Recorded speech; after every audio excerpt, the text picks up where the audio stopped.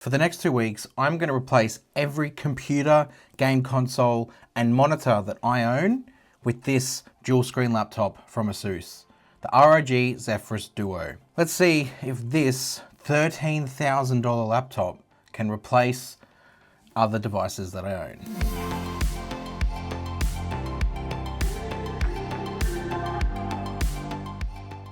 My first 3 days with the Duo, I mainly gamed with it.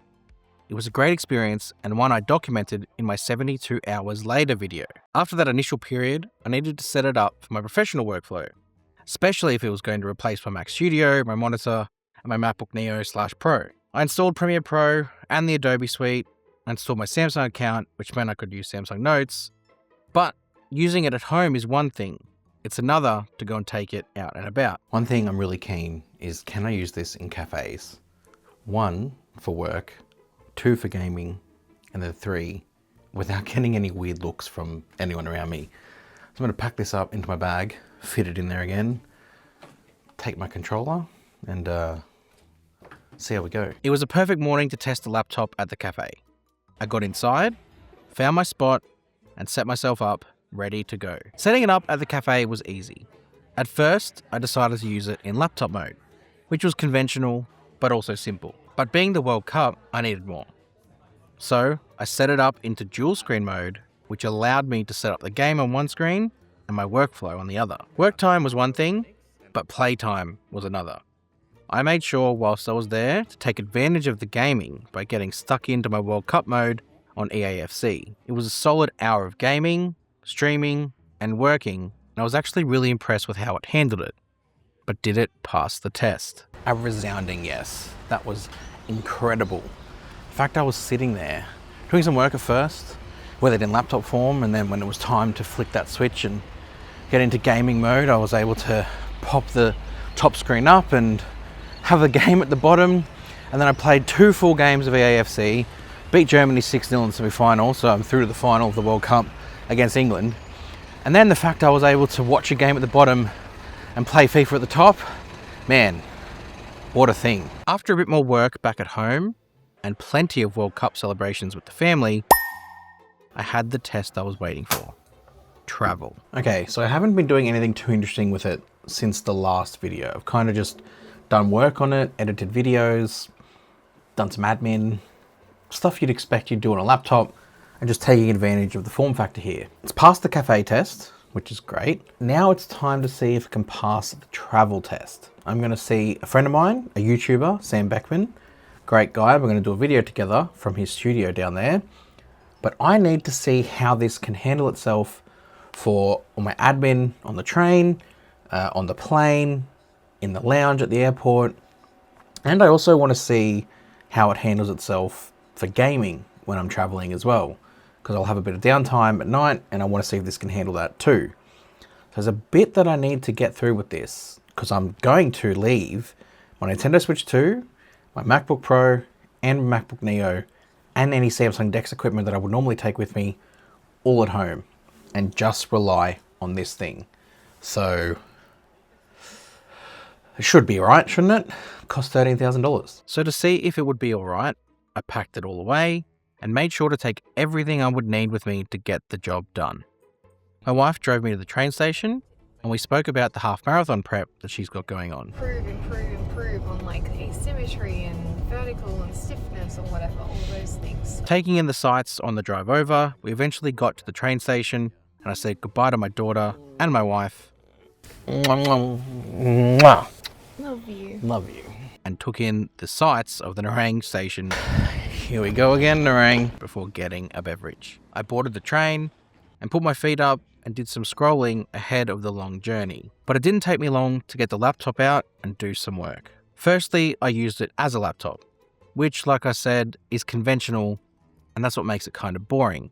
So I made sure to take advantage of the seat being free opposite me and got into that dual screen life. It was really good being able to use it from my seat and have the 2 screens in front of me. Nothing else like it. As I looked out the window as we were approaching the airport, I contemplated the fact that I was using a very expensive laptop on a very public train. I really hope no one knows how much this thing is. I also got my flight details up and I saw the name of the plane I was flying on. I got off the train and then got through security. Part of being a tech YouTuber is your bag always gets stopped when you go through security.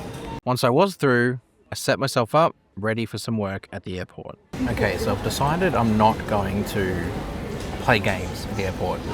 I avoided going into the lounge because I only got one pass left and I didn't want to risk that. So I've decided instead I'm going to do some video editing right here at the airport while I'm waiting for my flight. Unplugged too, so I want to see how it goes, but if the battery gets a bit precariously low, I do want to do some gaming on the flight, so we'll see how that goes. Anyway, I'm going to get to some video editing. Started my editing and immediately ran into a problem. So first problem that you just saw was there's announcements that are going to interrupt me again. Good afternoon, this is the personal page for the following passenger travelling on flight QQ4360, our service to Borrowell. If we have Mr. Fergus, Dirty, Brogan, Frank, Joey, Parson for the rental, if you guys in the terminal, can you please make your way to gate damage 5050, thank you. That's 50, come on buddy. So on battery power, even in performance mode by the way, it's not in light mode, it still stutters when you're trying to do the timeline, which is just like, I'll show you.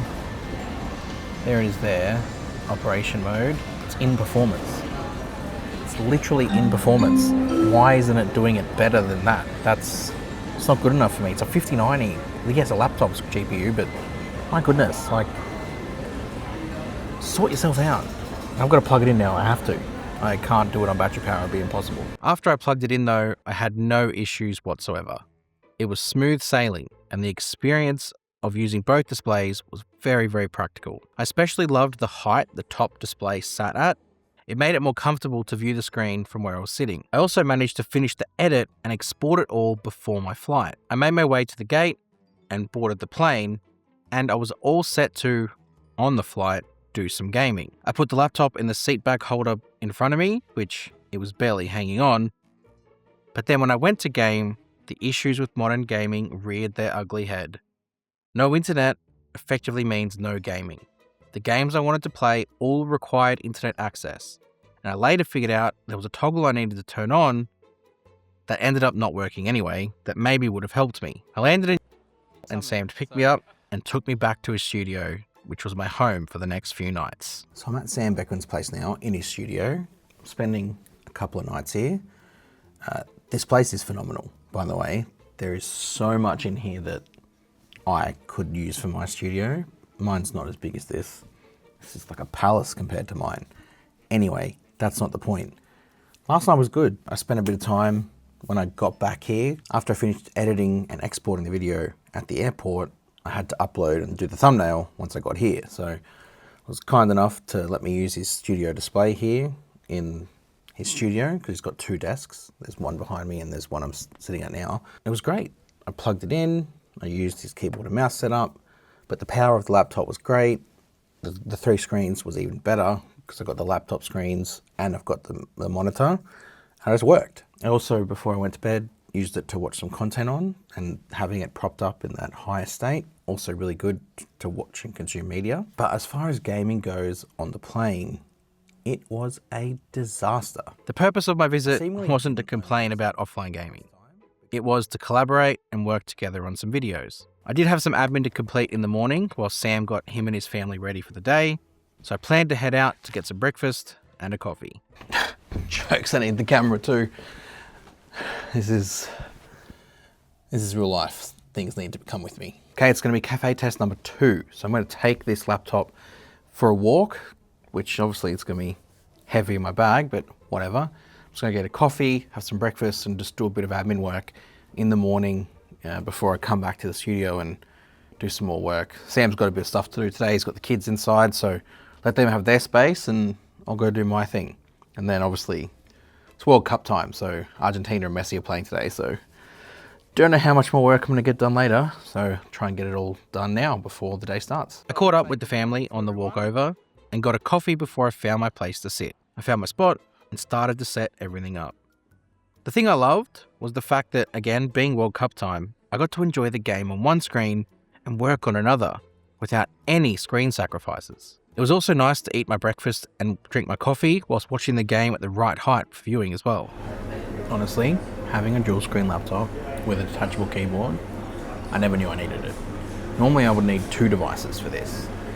Maybe even 3, depending on what you prefer, like maybe a phone, tablet, and a laptop. But having this in one, man, truly amazed by it. Just wish it was cheaper. After packing it down into my bag and getting up, heavy, it was time to head back. Sitting and editing with 3 screens back at the office was super convenient. And I know this was meant to replace a monitor as well, but when in Rome, do as the Romans do, and I couldn't pass up some professional work in a high-end studio. Plus, the workflow of the 3-monitor system had me tickled nicely. Whilst I was there, I filmed a video with Sam for my main channel, which meant I got to use his camera equipment, and that ended up providing some stumbling blocks for the laptop. So it's been another full day in the office, and I've been editing on this video that I've been working on and collaborating with Sam about Android apps versus Samsung apps, and should you use the Play Store, Galaxy Store. Regardless, that's the video I'm working on. Now, I was lucky because I got to shoot here in Sam's studio using his 8K Sony camera. So I'm editing 8K footage on the Zephyrus Duo. What I've noticed though is as you edit for a period of time, it actually starts to be a bit jumpy. Brings together any other storage that you've got as well. So whether it be cloud storage services, external storage, or even network storage. Like if you've got network storage, you can plug that in and it actually will show up on your device in my files. You can see it all there. It's playing patchy audio, it jumps with the timeline, and it's kicking in the fans like crazy. It's kind of just how this machine is for editing. It can do it. Like, I'm not really having too many issues like I've had in the past with Windows laptops, but it definitely isn't a smooth performing device when it comes to top tier graphical performance for editing wise. Obviously for gaming, we know it's Pro S, but you've got to see if this can do it all.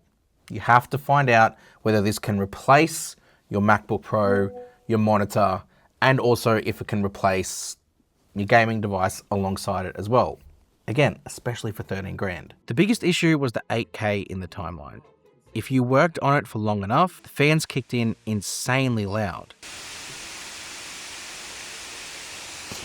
Okay, so I've just started the export on my Samsung apps versus Play Store apps video that I've done with Sam Beckman, who's just stepped inside. Export time is actually not too bad. You can see when it hits the 8K footage that it jumps up in export time and then it goes back to 4K and it jumps back down. But considering it's actually doing a decent job. What it struggled with during the editing was jumping frames. It lost heaps of frames and jumped back and forth, and the audio got all crunchy and weird, which I think I mentioned already. And obviously the fans, like you can hear that. You can hear that. I know I say it all the time, but it's just such a crazy thing that Apple have done such a good job to make this feel like a bad thing. Whereas it's actually quite common because more laptops do this and they don't. So it's just, once you get used to the fans not spinning on a MacBook or a Mac Studio, every time you hear a fan spinning, it just feels psycho. So anyway. Just to put into context exactly what I'm talking about when it comes to video exporting, my M2 Ultra Mac Studio is currently exporting a 28-minute video where I've got multiple 8K clips filmed in Sam Beckman's studio in the timeline, and you can't hear a peep out of this thing.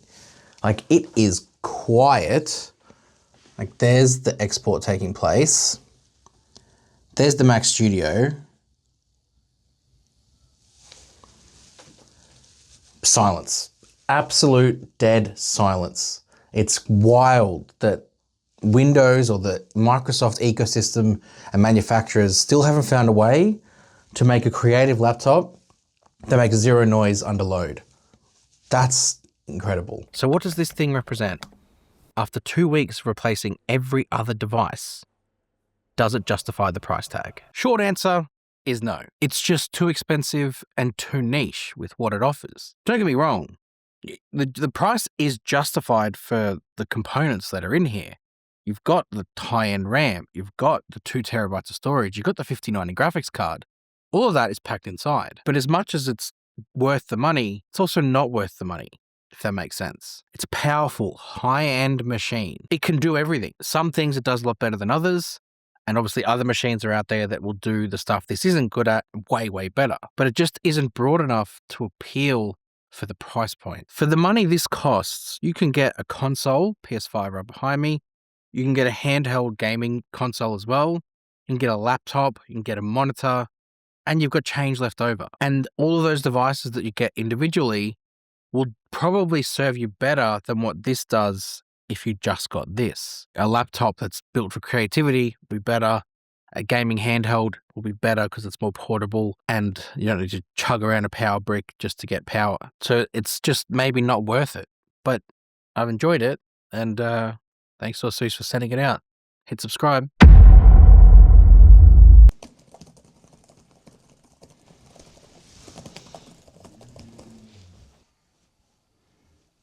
Are you right? Why are you using Windows?